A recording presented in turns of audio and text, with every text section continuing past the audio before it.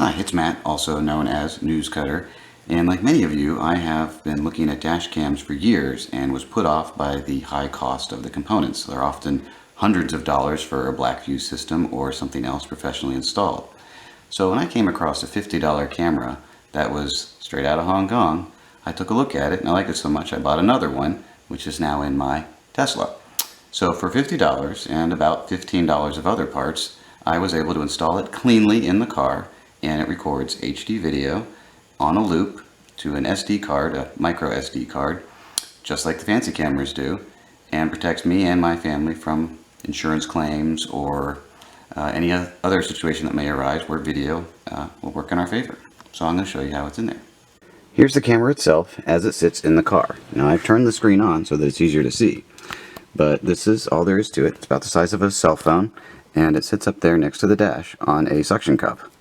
It comes with a cord that'll run it off a 12-volt outlet, which is long enough for most cars, but did not work for the Tesla, which I'll explain in a moment.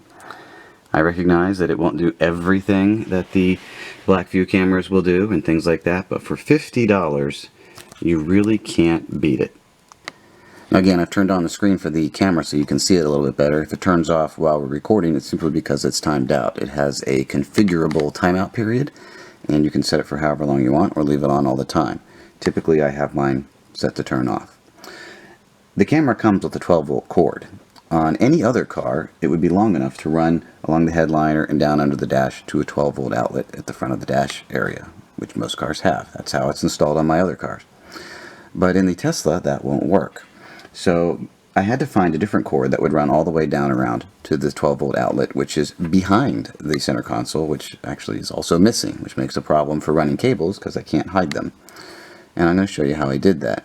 Worth noting though, I'm going to use a USB cord, but you can't power this camera by a USB cord in a Tesla because the Tesla recognizes the SD card on board as an external hard drive, which means it won't record. This is the 12-volt outlet that comes with the camera. It's just a very basic plug, and it's connected to the camera using a mini USB. Now there's still some scraps of gaffer's tape on it because I had installed it against the windshield using that, but it would not stick given the hot climate inside a car.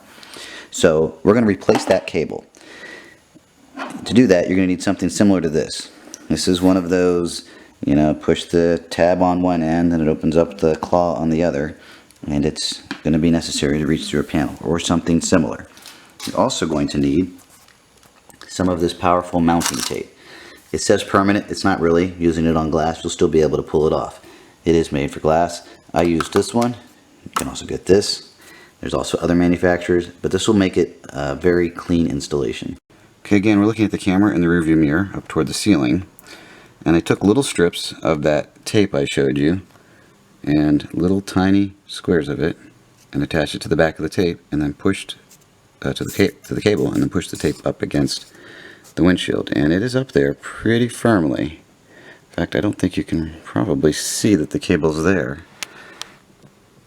But trust me, it's running right along this black area until it gets to this corner. Now at this corner you can choose to run it underneath the panel, which I did not decide to do, or you just run it on the outside. And it looks fine there. There's a panel gap there anyway. Nobody's really going to notice it. And then back behind the weather stripping along the door frame. All the way down to here. And here's where it gets tricky. So from this panel gap, where the upper part of the dash trim meets the lower part of the trim inside the weather stripping inside the doorway, you're going to run this behind the dashboard, and I have my finger sticking in a hole. I can't really show you the hole because everything's black. Tesla, in their wisdom, has made everything black. So there's a hole there, and if you pull out this panel gently and pry underneath it, you'll find that you can run this grabber or something similar up from the bottom and extend it to latch onto your cable and pull it all the way through. Now once you've pulled it through, the panel that runs along the door sill on the inside is very loose, and you can just kind of jam that cable up underneath there, no problem at all.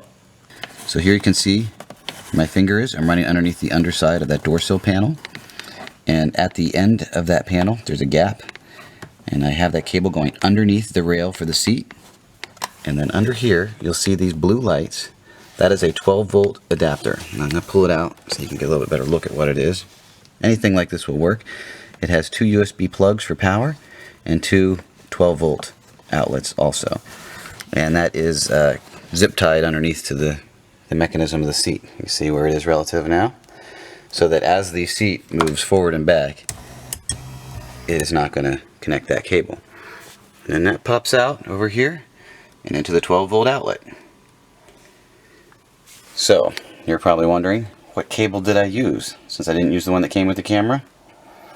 $6. You can find it on Amazon. It's just a mini USB to a full-size USB cable. That's all it is. It's shielded and it's 15 feet long.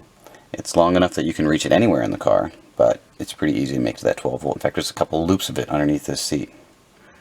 Well, of course, I want you to visit our website at teslapittsburgh.com. But more importantly, you're probably wondering, how does this camera look when it's in the car? Well, there you go. So if I look over here from the passenger's view, the passenger certainly can see it. I have the screen on so that you can see what it looks like with the screen on. But if I move this camera over to the driver's view, where my head would be, that camera completely disappears. And just like that, pretty cleanly installed, and there's still room up there for your E-ZPass or other transponders. So there you go, $50 for the camera, about $10 for the power port that's under the seat, and another $6 or so for the 15-foot USB cable. All in told, about $65 worth of equipment. Some tape I can reuse on other projects, so I'm not including that cost. That's not expensive. And you have yourself a camera that will record every time you turn power onto the car, every time the car is moving, completely on a loop, totally independent, just like the fancy cameras do. Is it missing some of the features of the black views and other cameras like that? Yeah, it is. But it's $65. What are you expecting for $65? HD video, when you're actually in motion, that's what I wanted, and that's what I got. I'm pretty happy with it.